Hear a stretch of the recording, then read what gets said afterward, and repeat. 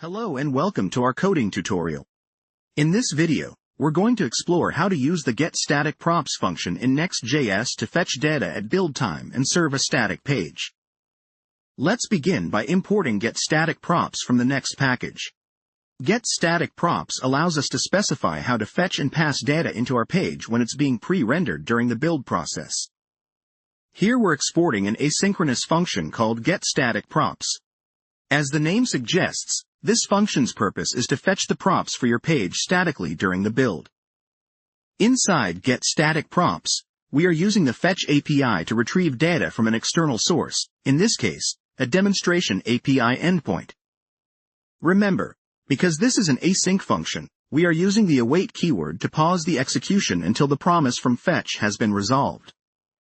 Once we have the response, we use the JSON method to parse the JSON content from the response body into JavaScript objects and arrays that we can work with in our application.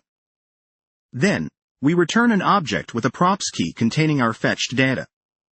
This is important because Next.js will now know to pass these props to our page component. We close off our getStaticProps function. It's worth noting that this function runs only at build time on the server side and won't even be included in the client-side JavaScript bundle. Now, let's define our page component, myPage. We destructure the data prop, which is provided by getStaticProps, and we render a div containing an h1 tag and a map function that iterates over the array of data items, creating a paragraph for each item.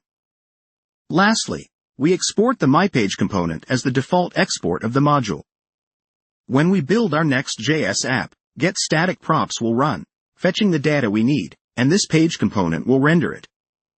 The result is a fast-loading static page that can be served from a CDN, with our data baked right in at build time.